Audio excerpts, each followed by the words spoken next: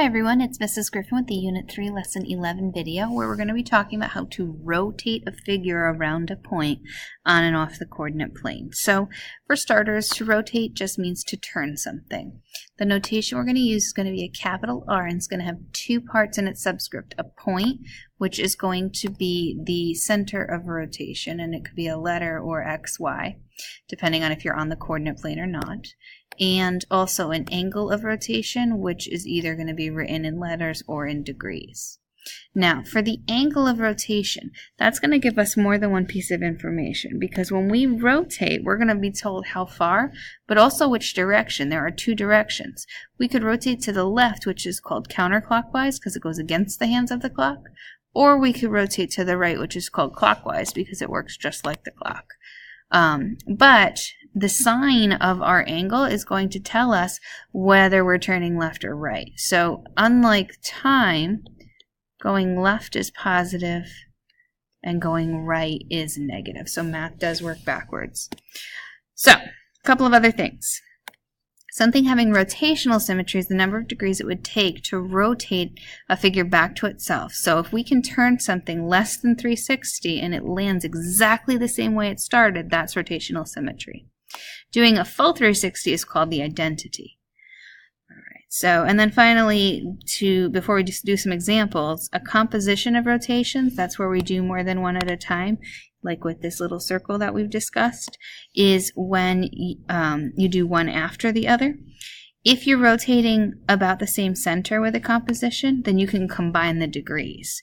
So for example here, where we're rotating around point O 40 degrees after we rotate around point O 50 degrees, if you were to add those together, because both of them use point O as the center of rotation, that's the same as rotating around point O 90 degrees. Another thing to note about O, it could be a point named O, but if we're talking about using coordinates on the coordinate plane, O means the origin, 0, 0. Okay, so on this one we're rotating negative 90 after rotating 270. Combining those together means that that's a rotation of 180. And then this third one is another way you could see a composition. Think about order of operations. Inside the parentheses comes first, so just like the others, these work right to left in this notation as well, but you can still combine them. So the 60 and the 120 can make 180. All right, going on to our examples. To figure out how many degrees of rotational symmetry an object has, you are going to figure out if you could turn it so that a point would land perfectly onto another point and the entire shape would match up with it. Number one here, the triangle does not have any. The rectangle, though, if you were to turn it, it would perfectly land on top of itself after one turn and then go back to another. So that 360 degrees can be divided into two parts because it would land in two different spots. For example, this corner would land here, and then if you kept turning, it would go back to where it started. And that means that this has 180 degree rotational symmetry. For the hexagon, figuring out where this could land, if I turned it, it could land here. 1, 2, 3, 4, 5, and then back to where it started. 360 divided by, there's 1, 2, 3, 4, 5, 6 places, means that this has 60 degree rotational symmetry. So every 60 degrees is a rotational symmetry. So 60, if I added another one, that's 120. Another would be 180.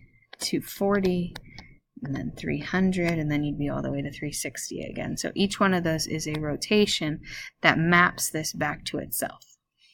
If we look at the parallelogram, this corner here, if we rotated, would land over onto the opposite and then back. So just like the rectangle, this parallelogram has 180 degree. And then for our pentagon, there are 1, 2, 3, 4, and then back to itself, 5 places that could land. So taking that 360 and dividing it by 5 means that every 72 degrees that I turn this pentagon, everything matches up perfectly with how it started. So these corners match up with what they started. That's what we mean by a rotation. So that would mean that every 72 degrees, 72, 144, 216, 288, and then back to 360. Those would all be rotations. Now, if we're going to do this kind of thing on a shape that's not coordinate plane, we need that concept of how many degrees are between our letters. So just like the pentagon above, this pentagon has 360 divided by 5, 72 degrees between each letter. That means that if I rotated the shape, A would land on E or D or C or B or back to itself. So, figuring out how to do a rotation.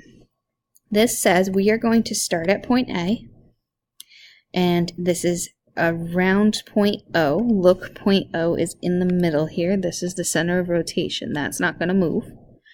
And we are going to go around that point.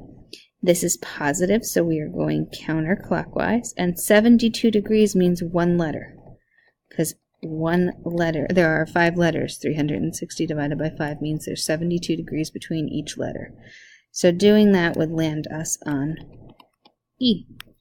And that's how you do a rotation on one of these sort of points. Okay, for part B, if we started on D,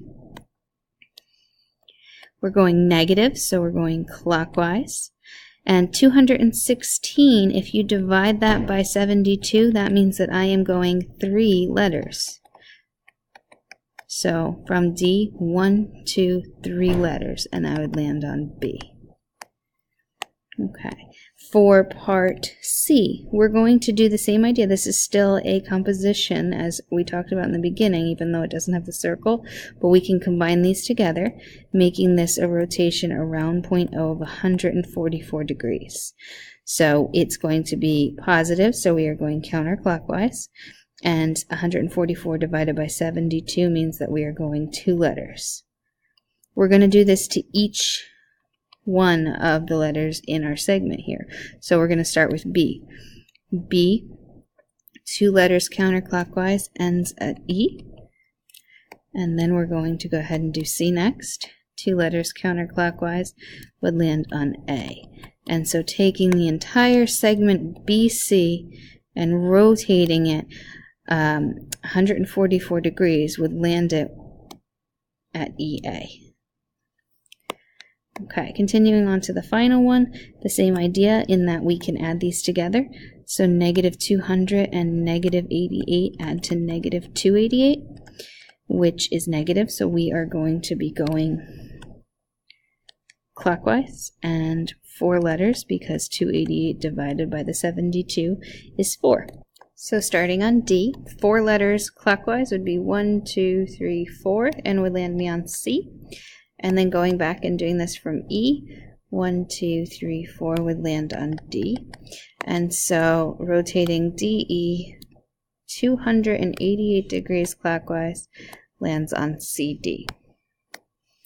Okay.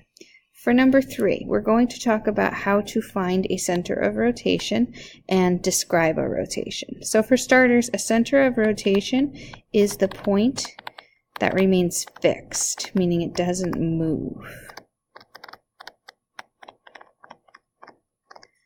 Okay, so sometimes it's one of the points already in the picture. If you look at this first example here, point D from the pre-image doesn't change. When you rotate it, you're still getting point D to be back where it started. That means that point D is the center of rotation. So if we're describing this, we are going to say that it's a rotation, BCD around D, and we need to say how far. So we're going to be using the angle, and since I don't know exactly how many degrees, I'm going to come up with my angle a different way. I'm going to say that my angle is what takes A and maps it to A prime. So it's that angle that connects the A to the center of rotation and then over to A prime. So the angle would be angle AD A prime, or BDB prime, or CDC prime. Okay, now to do the construction one, 3 doesn't have a point that remains fixed, so we have to construct that center of rotation. We are going to go from A prime to A more than halfway and find a perpendicular bisector. And so we'll do the perpendicular bisector from A to AB. And then we will do another perpendicular bisector for another set of points. So we're going to go from B to B prime now. So B to B prime, more than halfway. Construct another perpendicular bisector.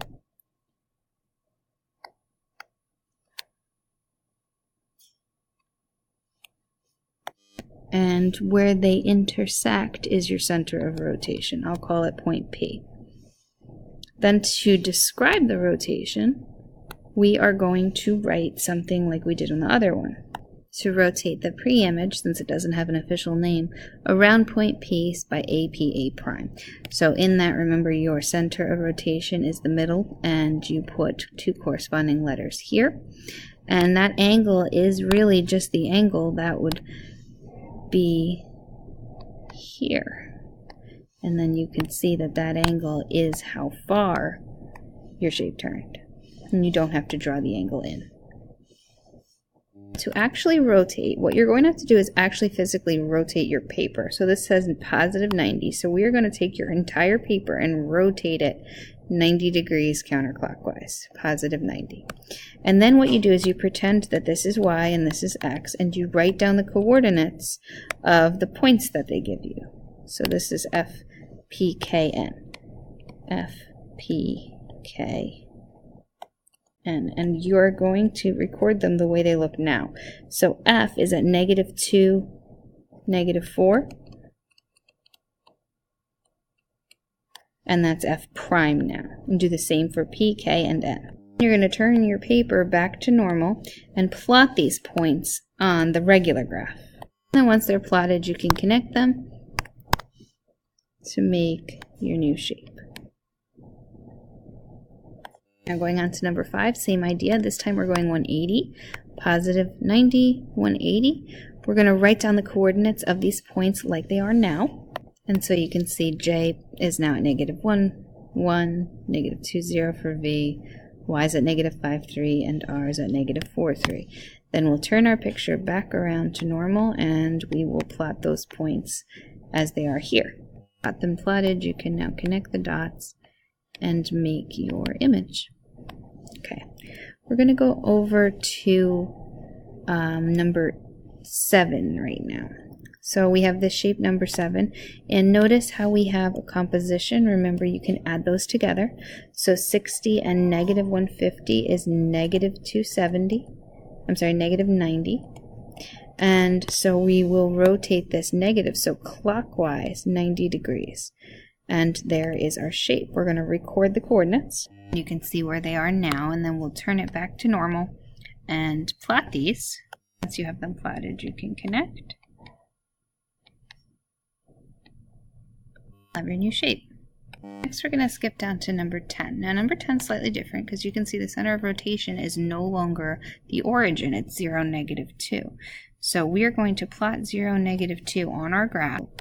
Now we're going to rotate it the 90 degrees, and instead of writing down the coordinates of A, B, and C, we're going to write how we would get from the center of rotation to A. So we'd have to go up 2 and left 1 to get from our center to A.